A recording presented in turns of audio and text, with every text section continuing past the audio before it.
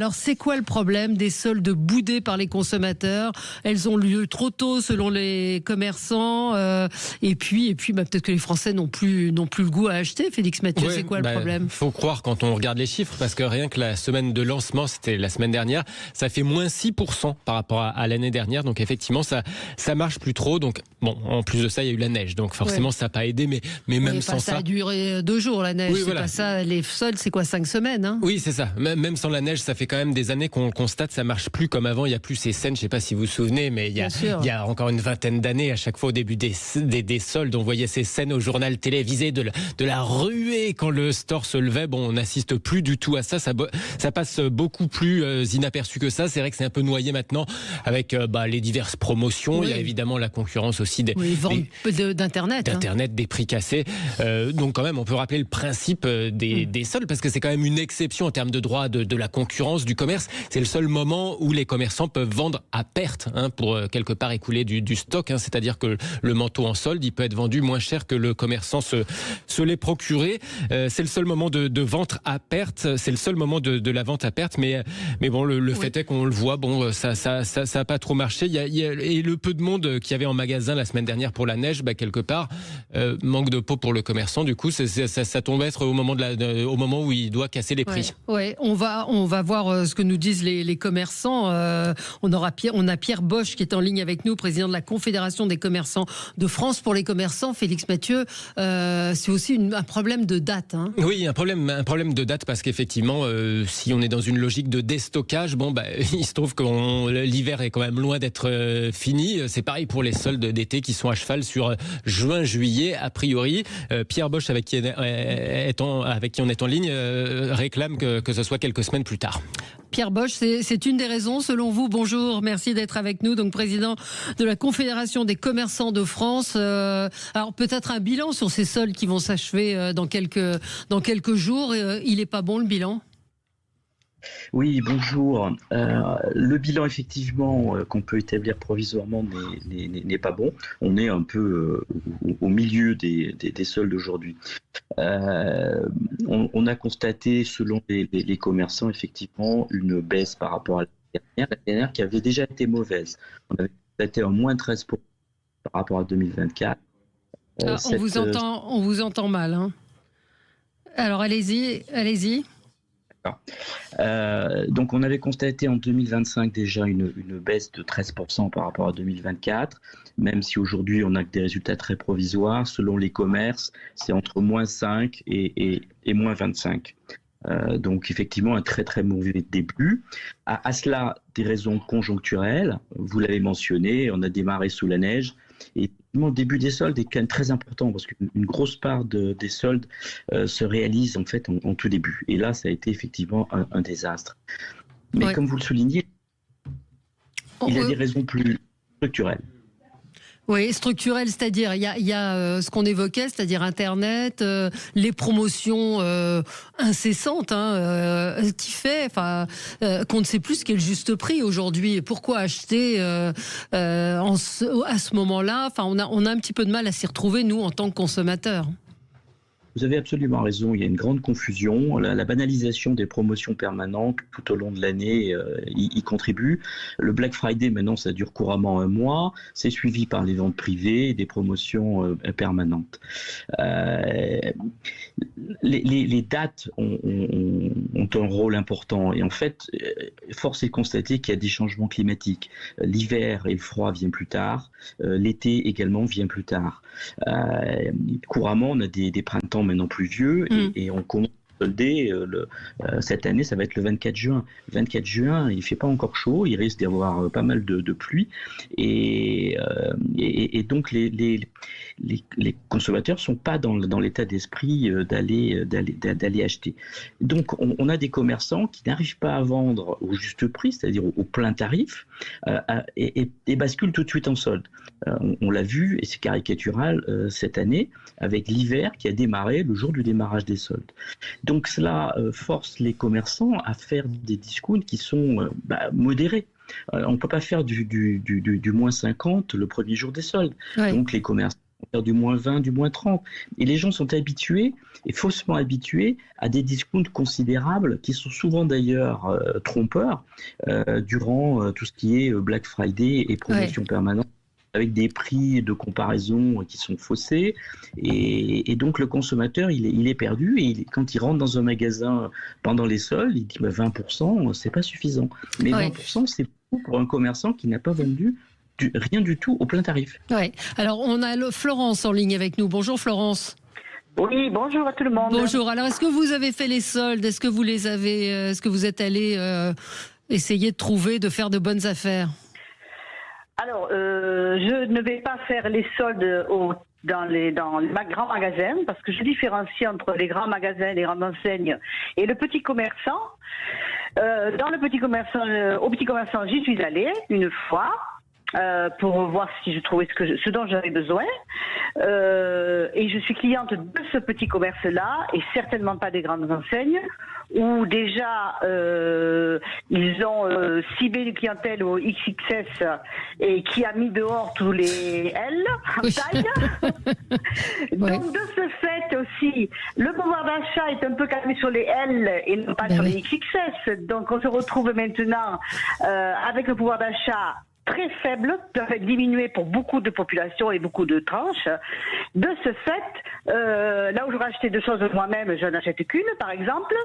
Et donc, dans les grandes enseignes, je suppose, quand vous allez voir, d'abord, tous les vêtements sont collés, sont aussi du carton et juste mis un prix sur une manche. Tout ça, non, quoi. Non, ce côté. Après, je pense que aussi, les jeunes sont très écologie. Donc, écologie, si on est logique aussi, c'est sûr que cette population-là, sur les grandes enseignes, ça doit faire mal, je pense. Moi, personnellement, je cible les petits commerçants, ce que j'ai fait à Noël déjà. J'ai pas attendu de toute façon, les cadeaux ont été faits par les petits commerçants. Et les soldes, et s'il y en a d'autres, seront faites chez les petits commerçants. Et d'ailleurs, là où on trouve des tailles L. Des tailles L, vous avez bien raison de souligner. Voilà.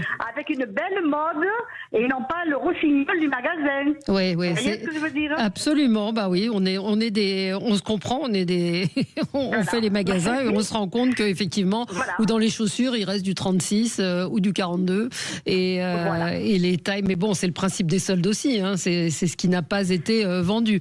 Mais on entend ce que vous dites. Vous avez acheté quoi au final, Florence, alors? J'ai acheté un blouson. Un blouson. Un petit blouson. Bon, qui m'a plu. En fait, c'était un coup de cœur. Je n'étais pas partie pour ça, mais c'était un coup de cœur. Oui, parce que vous avez dit, je suis allée voir ce dont j'avais besoin, mais quand on fait les soldes... non, mais... écoutez, ça c'est le côté...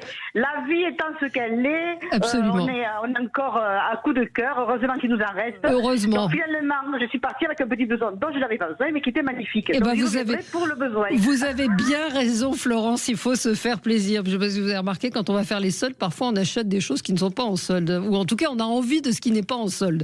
Et ça, c'est un grand drame. Allez, merci de nous avoir appelés. On aura Pierre en ligne avec nous. Et puis, on reviendra aussi avec Pierre Bosch, président de la Confédération des commerçants. Appelez-nous pour nous dire si vous avez fait les soldes, si vous trouvez qu'aujourd'hui, il n'y a pas grand-chose en solde. Et si vous vous méfiez des arnaques, comme nous le disait Maxime Liédo tout à l'heure. À tout de suite. Sud Radio, mettez-vous d'accord, Valérie Expert. Radio, le 10h midi, mettez-vous d'accord, Valérie Expert. De retour avec vous pour ce 10h midi et nous revenons sur les soldes. Alors, est-ce que vous avez fait les soldes? Est-ce que vous aimez encore faire les soldes? Est-ce que vous achetez différemment? On est en ligne avec Pierre Bosch, président de la Confédération des commerçants de France. Parmi les raisons peut-être, Pierre Bosch, qui font que les soldes fonctionnent moins, c'est qu'on achète aussi peut-être différemment. Il y a beaucoup de seconde main et puis il y a ces marques chinoises à bas prix et puis Internet qui font peut-être du mal. Est-ce que vous pouvez j'imagine que vous avez des chiffres sur ce sujet? Oui, tout à fait. Il faut quand même relativiser Internet. Internet, aujourd'hui, c'est 10% du commerce de détail, donc c'est significatif dans un contexte de stagnation du pouvoir d'achat et des ventes. Mais c'est pas le grand remplacement. Donc ça joue, ça pèse, mais ça n'est pas essentiel. Ce qui nous inquiète beaucoup actuellement, c'est effectivement ces plateformes chinoises qui échappent à toute régulation aujourd'hui, qui ne respectent aucune règle, avec des produits très souvent non conformes, voire dangereux. Oui. Et là, on appelle à une régulation de ces plateformes extrêmement forte, comme l'a déjà tenté d'ailleurs le ministre du Commerce, que l'on remercie, le ministre Papin. Mais il est essentiel d'appliquer les mêmes règles au commerce physique et au commerce digital. C'est la moindre des choses. Or, aujourd'hui, le commerce digital échappe pour une grande part, notamment ces plateformes chinoises, à toute régulation. Est-ce qu'on achète moins de vêtements qu'avant ?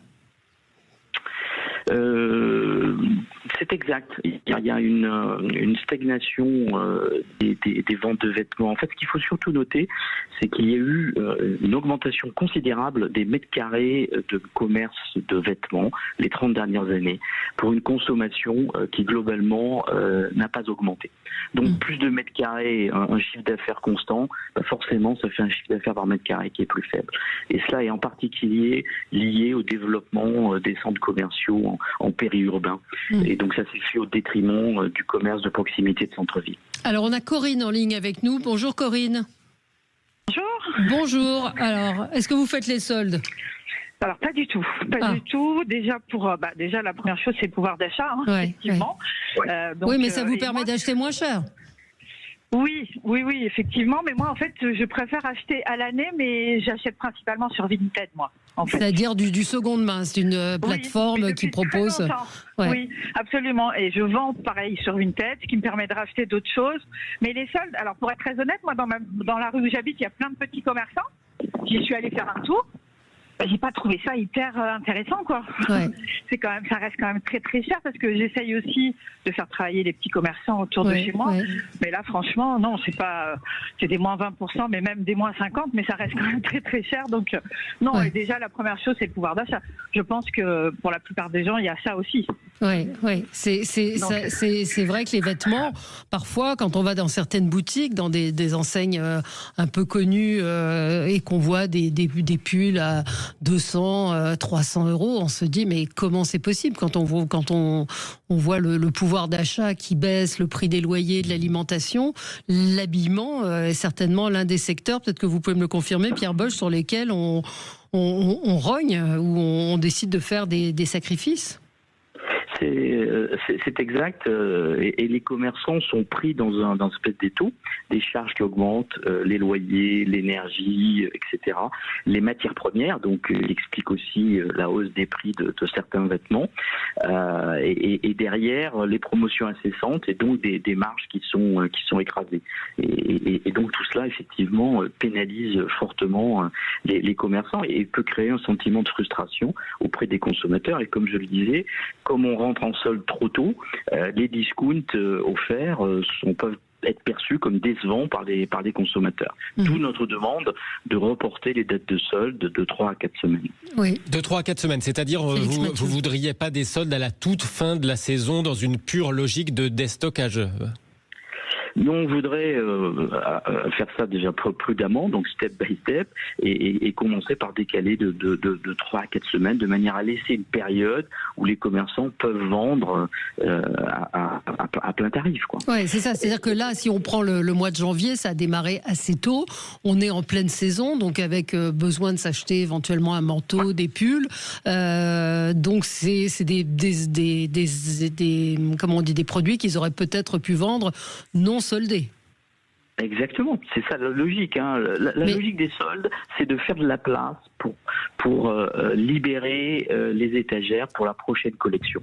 C'est ça la logique des soldes. Or, on voit bien, c'est tellement tôt, les commerçants ont très peu vendu et tout de suite on rentre en solde.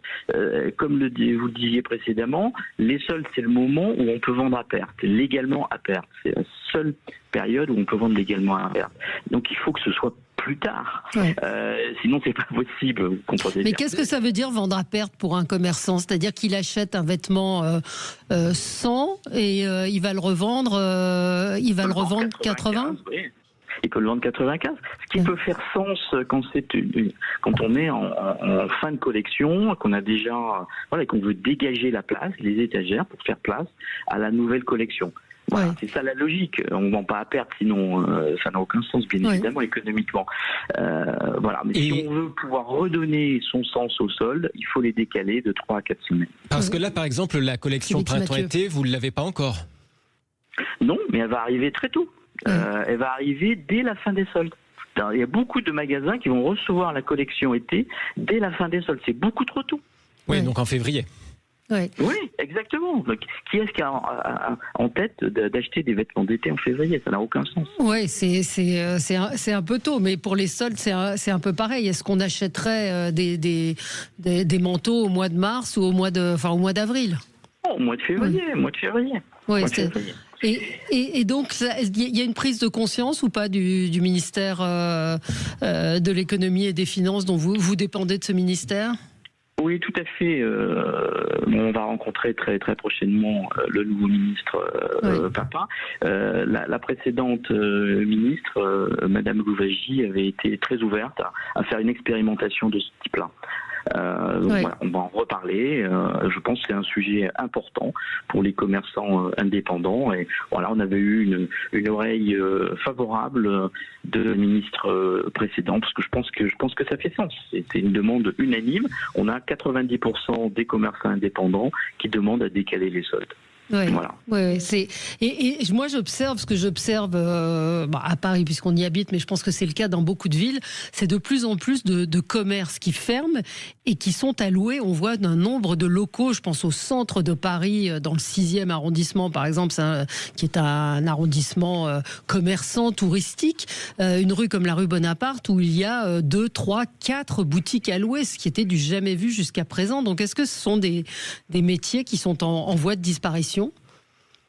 Alors, vous avez raison, la vacance commerciale devient un phénomène de masse et que tout le monde peut constater et remarquer. Aujourd'hui, on est à peu près à 14-15% de vacances. Hein. C'est un commerce sur 8. Hein. Donc, vous prenez dans n'importe quelle rue, que ce soit une rue très chic ou moins chic, vous avez un commerce sur 8 qui est vide, fermé, à louer, à vendre. Ça, c'est énorme. C'est le reflet, c'est énorme. Et c'est surtout en augmentation considérable. Et ça, c'est le symptôme des difficultés aujourd'hui du commerce de centre-ville. Et on pousse toute une série de revendications pour redynamiser ce commerce de centre-ville. Parce que ce commerce de centre-ville, au-delà du gagne-pain des commerçants, c'est la proximité, c'est la convivialité, c'est l'art de vivre.